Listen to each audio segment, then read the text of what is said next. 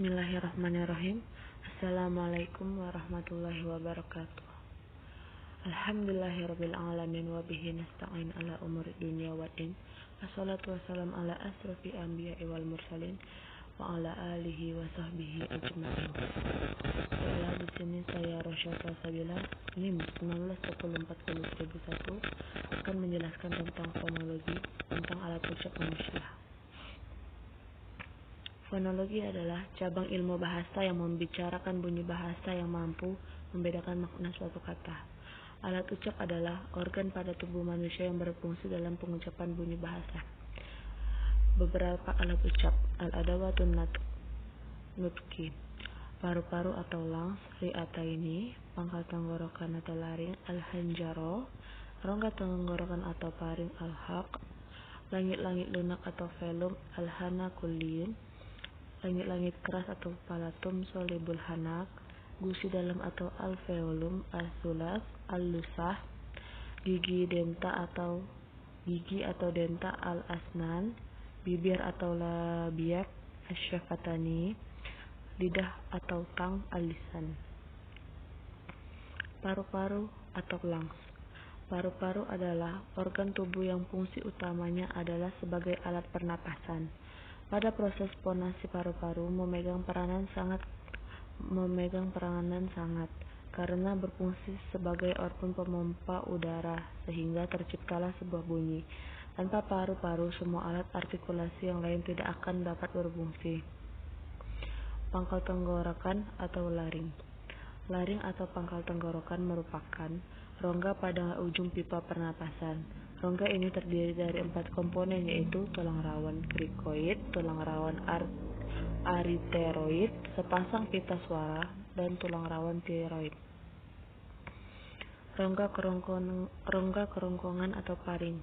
Paring merupakan rongga yang terletak di antara pangkal tenggorokan dengan rongga mulut. Dalam pembentukan bunyi bahasa, fungsi utama paring adalah sebagai tabung udara yang akan ikut bergetar jika pita suara bergetar. Langit-langit lunak atau velum. Velum merupakan bagian yang lunak yang bagiannya ujungnya terdapat anak teka atau uvula yang dapat turun naik sedemikian rupa sehingga udara dapat keluar masuk melalui rongga hidung. Bunyi bahasa yang dihasilkan oleh velum disebut bunyi velar.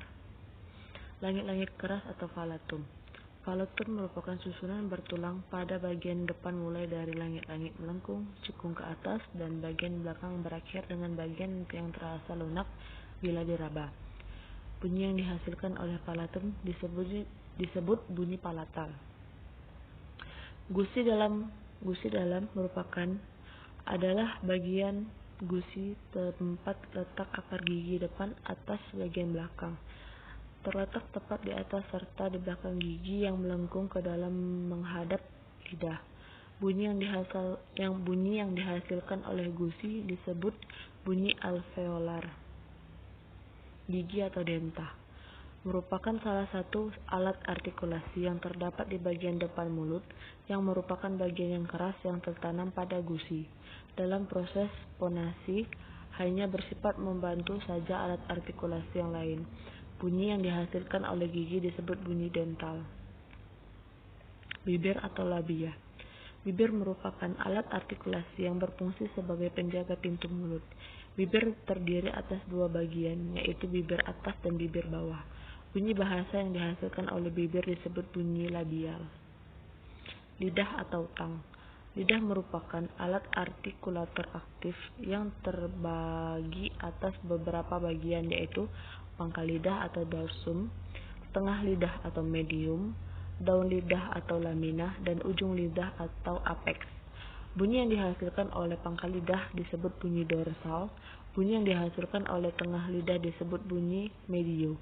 Bunyi yang dihasilkan oleh daun disebut bunyi laminal, dan bunyi yang dihasilkan oleh ujung lidah disebut bunyi aplikasi.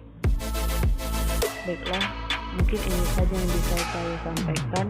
Kurang dan lebihnya saya mohon maaf. Wabillahi taufiq wal hidayah. Wassalamualaikum warahmatullahi wabarakatuh.